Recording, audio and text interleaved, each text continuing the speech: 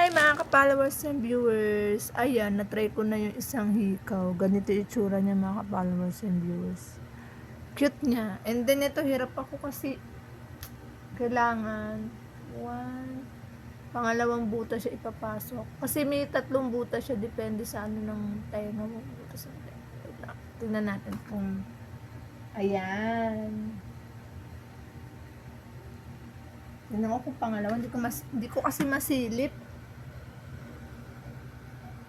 Ayan, pangalawa siya. Pero I think maluwag siya sa pangalawa dito sa kanan. Malalaman natin yan kapag nailak ko na siya. Saan yung lock? Ito. Pakaw siya, pakaw. Ayan. Wait lang. Ayan. Maganda rin yung pakaw niya mga ka-followers kasi plastic lang siya. Ayan na, ganyan na ang style niya. O diba? Ang cute niya. Heart and pearl. Ayan. Thank you for watching. Next earring, sukatin natin. Ayan, tatanggalin na natin mga followers. Next natin yung isa. Medyo masikip yung pakaw niya. Wait lang ha. Aray ko po. Medyo hassle sa paglalagay ito mga followers kasi meron siyang ganito and eto and then eto na. Toto. Ayan. Tanggalin natin isa. Wait lang. I think hassle ako dito pero maganda siya. Thank you, Tamu! And try natin to. Eto. Ayan, try natin. Yung pako niya medyo malaki mga ka-followers. Tingnan nyo.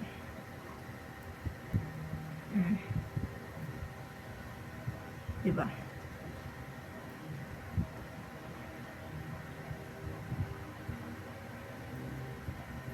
Diba?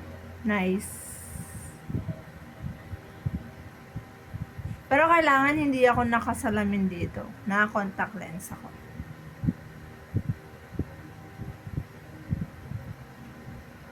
Tsaka hindi ko tipang araw-araw. Pag may lakad lang mga ka-followers. Thank you for watching. Bye-bye. Next earring, roses. Ayan, diba?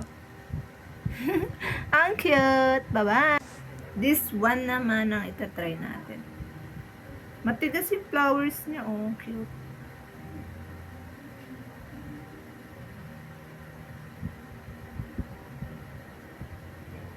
Pasensya na mga ka-followers kung sa ngayon lang nag-videos. Bongacious!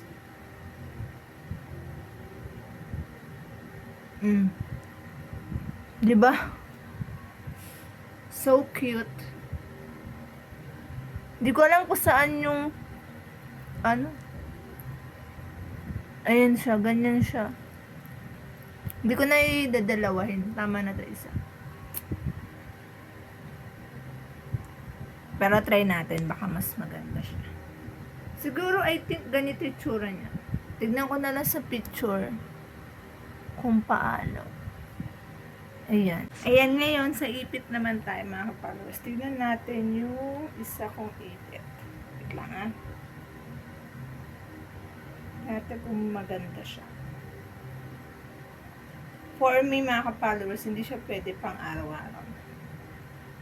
Siguro pag may lakad lang.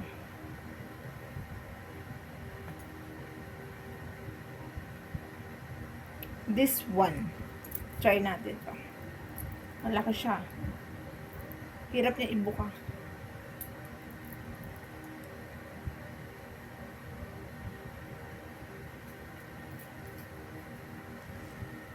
Wait lang, medyo maluwag.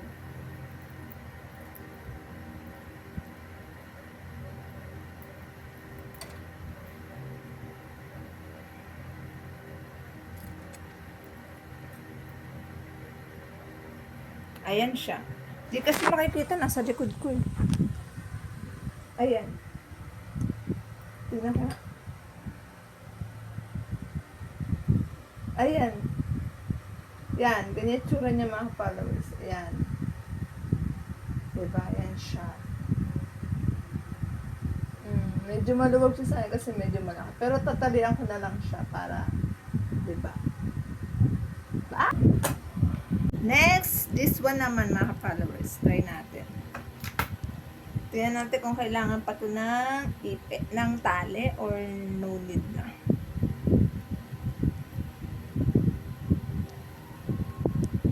Yayamanin ng style yung mga followers, kala nyo ba? Kaya hindi siya basta-basta pang araw-araw for me, ha? Para sa akin. Ganito. Dalawa naman yung ano niya, base. Wait lang, mali pala. Mali. Ayan. I think bet ko to. Kailangan talaga niya ng tali, mga followers, para hindi mahulog yung clip. Tingnan natin. Wait lang. Ayusin natin yung itatapat ko. Ayan. Ayan. Ang cute niya. Mas bet ko siya. Pero lahat, lalagyan mo siya ng tali. Hindi naman totally tali. Siguro sandio para hindi siya halata. Ayan na, di ba? Ang cute.